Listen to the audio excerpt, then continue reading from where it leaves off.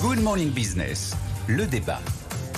Alors oui, c'est vrai, 12 ans de retard. Oui, c'est vrai, les coûts ont explosé, d'accord, mais le PR de Flamanville va enfin être connecté au réseau électrique. Ça sera demain ce matin. Est-ce qu'on peut dire vive le nucléaire français ? Alors, totalement, pour des quantités de raisons.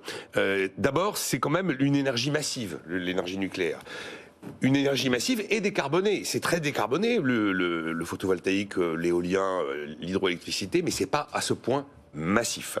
Ensuite, c'est une arme de réduction des gaz à effet de serre qui est quand même l'objectif. Donc là, on est quand même super bien positionné.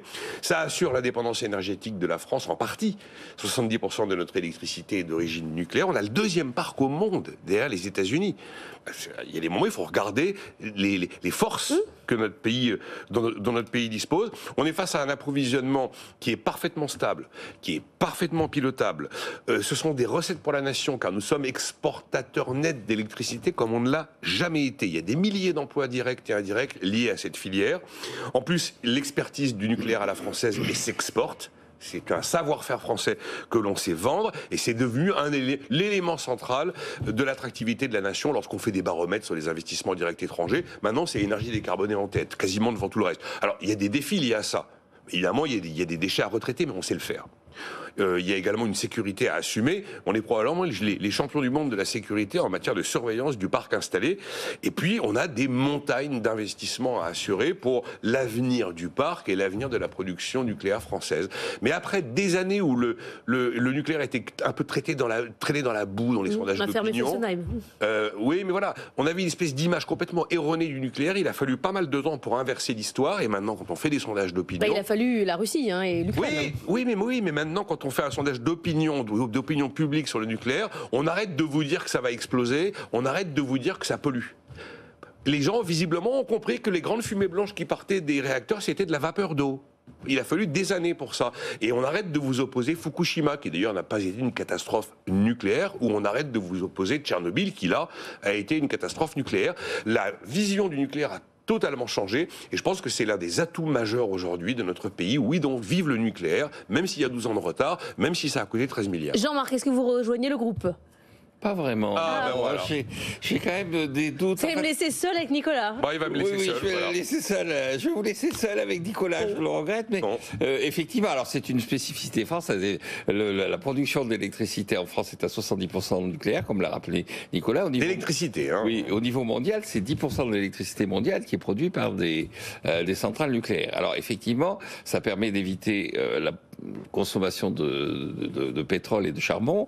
Et c'est vrai que quand on regarde donc au niveau mondial, ce qu'on appelle le thermique, c'est-à-dire le fait de brûler du pétrole ou des dérivés du charbon, c'est 64% de l'électricité. Donc c'est ça sur lequel il faut agir. Alors est-ce que la réponse c'est le nucléaire ? Moi, il y a trois éléments qui me frappent, comme toujours dans ces cas-là. Le premier élément, c'est le fait qu'il y a quand même un discours qui, y compris sur le plan technique, pas uniquement sur le plan politique, a été assez variable et assez fluctuant.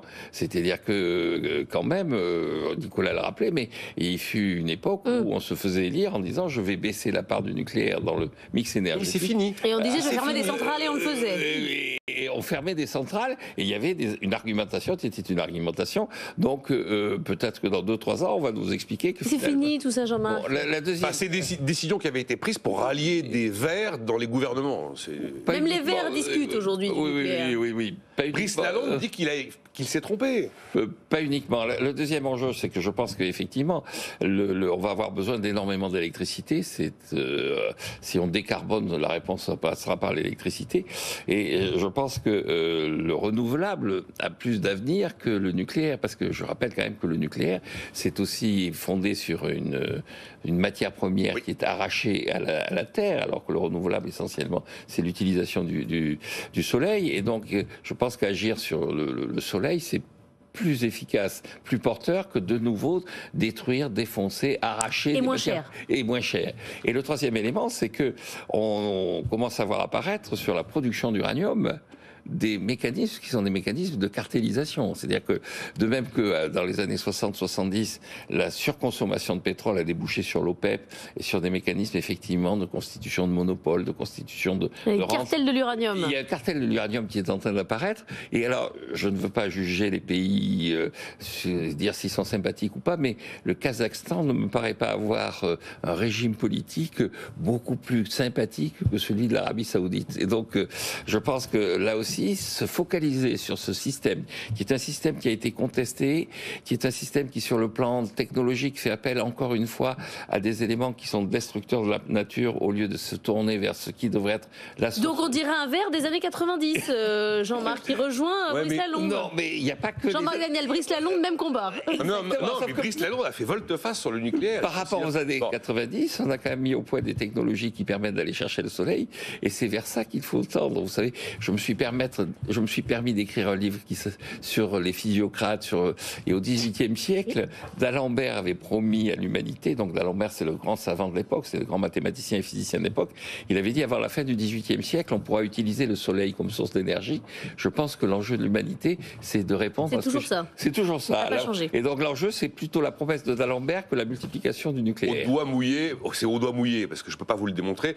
Compte tenu de la volonté d'électrifier à peu près tous les usages, je doute que l'énergie solaire puisse nous permettre de répondre à tous les enjeux. Pour l'instant, les ventes de voitures électriques sont encore en baisse. Non, mais le côté pilotable, contrôlable de l'énergie est absolument constant, est absolument essentiel quand même. Enfin, le soleil, c'est quand même l'essentiel de l'énergie qu'on a. Et c'est Sauf quand il fait nuit. Sauf quand il fait nuit, mais il fait toujours il peut y avoir du vent. Il fait toujours jour quelque part, c'est clair. Relisez les physiocrates avant Noël. Exactement. Ça fait pas de mal, ça fait pas de mal. Exactement. Évidemment, lisez-le même en latin si vous avez un peu de courage. En plus, bon là, c'est un peu beaucoup. Vous pouvez commencer par la version en français. D'accord.